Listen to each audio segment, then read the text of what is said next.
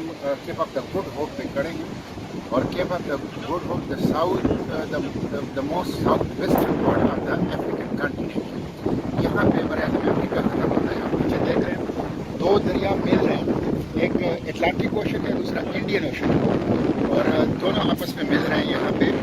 और यहाँ पे 1887 में बार्थोलोमेओ डियाज पुर्तगीज पहली मरतबा पुर्तगाल से होगा और यहाँ तक आया और उसने ये रास्ता दरियाफ्त किया, लेकिन वो यहाँ से वापस आया। उसके 10 साल के बाद वास्को डी गामा वो पुर्तगाल से निकला, यहाँ तक आया और फिर यहाँ से तकरीबन 23 दिनों में वो इंडिया के इलाके गोवा में पहुँच गया और गोवा में अपनी नौआबादियाती कायम की, जो कि 1947 तक गोवा की नौआबादियाती जो है वो पुर्तगीज़ की जो है वो कायम रही।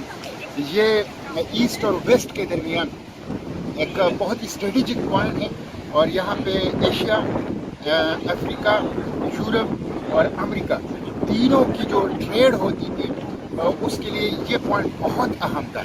इसकी बड़ी स्ट्रेटेजिक अहमियत थी। पहले जब बार्थोलोमेओ डियाज 1887 में यहाँ आया तो उसने यहाँ जो स्ट्रॉमी नेचर है दरिया की, इसकी वजह से इसको केप ऑफ द स्ट्रॉम का नाम दे दिया।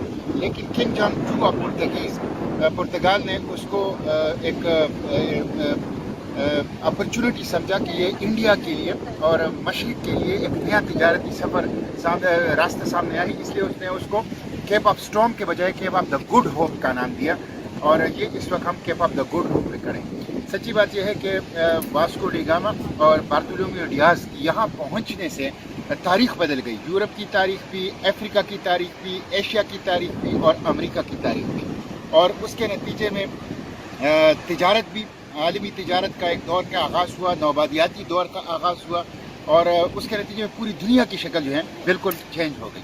ये बहुत ही एक अहम और तारीख़ी पॉइंट पे हम खड़े हैं। आप देख रहे हैं कि इस तरफ अटलांटिक ओशन है, इसका रंग बिल्कुल मुख्तलिफ है, और इस तरफ जो है वो इंडियन ओशन है, उसका रंग बिल्कुल मुख्तलिफ है। ये बिल्कुल ब्लू वाटर है, ये थोड़ा सा ग्रे वाटर है। और इंडियन ओशन बहुत हॉट है और अटलांटिक ओशन जो है वो ठंडा है। यहाँ पे दोनों समंदर जो हैं वो मिलते हैं।